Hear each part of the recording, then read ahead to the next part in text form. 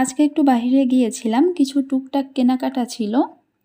বেশ কিছু প্রয়োজনীয় জিনিসপত্র কিনতে গিয়েছিলাম বাইরে আজকে। এই যে কসমেটিক্সের দোকানে আছি। আমি এখানে বেশ কিছু জিনিস কিনেছি আজকে। এই যে দেখতে পাচ্ছেন, এগুলো সব কিনেছি।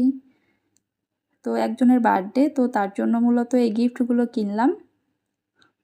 তো এখানে যা যা আমার পছন্দ হলো সেই সব কিছু এখানে নিয়ে নিলাম।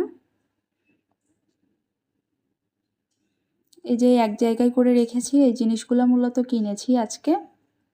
তো সবগুলো জিনিসই কিন্তু খুবই সুন্দর ছিল, আর আমার তো অনেক বেশি পছন্দ হয়েছিল। আর যাকে গিফট করব তারও নিশ্চয়ই পছন্দ হবে গিফটগুলো। কসমেটিক্সের দোকান থেকে ফেরার পথে একটু মাছ বাজারে গিয়েছিলাম, দেখি কোনো মাছ পাই কিনা।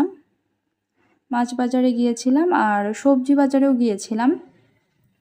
তো কিছু সবজি কিনেছি, এখানে ধনেপাতা নিয়েছি আর শসা নিয়েছি আর আলু কিনেছিলাম। আর এই যে মাছ বাজারে যেয়ে এই মাছগুলো আমার দেখে বেশ ভালোই লাগলো। ছোট ছোট কাচকি গুঁড়া মাছ বলে এগুলাকে। তো একদম ফ্রেশ ছিল মাছগুলা। তো এরকম ফ্রেশ মাছ দেখেই আমি মূলত এটা নিয়েছি। এখানে 1 কেজি মাছ আছে।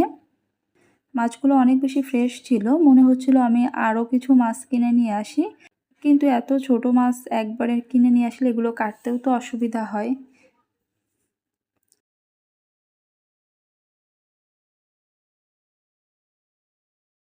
এই যে সবগুলো মাছ কেটে নেওয়া হয়ে গিয়েছে। মাছগুলো কেটে ধুয়ে ভালোভাবে পরিষ্কার করে নিয়েছি। এখন এই মাছ দিয়ে খুবই মজাদার একটা রেসিপি শেয়ার করব আপনাদের সাথে। এখানে কুচি কুচি করে আলু কেটে নিয়েছি। আলুটা আমি কড়াইতে নিয়ে নিচ্ছি। যে কড়াইতে রান্না করব সেই কড়াইতেই নিয়ে নিলাম। এখনও কিন্তু চুলাটা অন করিনি। পেঁয়াজ কুচি দিয়ে দিচ্ছি, কিছু কাঁচামরিচ কুচি দিয়ে দিচ্ছি, দিয়ে দিচ্ছি হলুদের গুঁড়া, লবণ, পরিমাণ মতো সর্ষের তেল দিয়ে দিলাম। এখানে আপনারা সয়াবিন তেলও ব্যবহার করতে পারেন। এখন হাত দিয়ে এটা খুব ভালোভাবে মেখে নেব। এমনভাবে মাখতে হবে যেন দেখে মনে হয় একদম রান্না হয়ে গিয়েছে। তো এটা কিন্তু খুব সুন্দরভাবে মেখে নিতে হবে। এখানে মাছগুলো দিয়ে দিচ্ছি এখন। মাছগুলো দেওয়ার পর এটা আলতো হাতে মেখে নেব। মাছ দেওয়ার আগে এটা একটু সুন্দর করে মেখে নিতে হবে। তো মাছগুলো আমি আলতো হাতে মেখে নিয়েছি। এবার এখানে আমি সামান্য একটু জল দিয়ে দিচ্ছি। এই হাতটা ধুয়ে অল্প একটু জল দিয়ে দেব, বেশি জল দেওয়ার কোনো প্রয়োজন নেই। এখন চুলাটা জ্বালিয়ে দিয়ে এটা ঢাকনা দিয়ে প্রথমে হাই ফ্লেমে কিছুটা সময় রান্না করে নেব। এই যে হাই ফ্লেমে কিছুক্ষণ রান্না করে নেওয়ার পর ঢাকনাটা উঠিয়ে এটা একবার নেড়ে চেড়ে দেব। এবার ঢাকনা দিয়ে লো আঁচে কিছুক্ষণ রান্না করে নেব। এই তেলটা উপরে ভেসে ওঠা পর্যন্ত এটা রান্না করে নেব। এই যে দেখতে পাচ্ছেন আলুগুলো ভালোভাবে সিদ্ধ হয়ে গিয়েছে।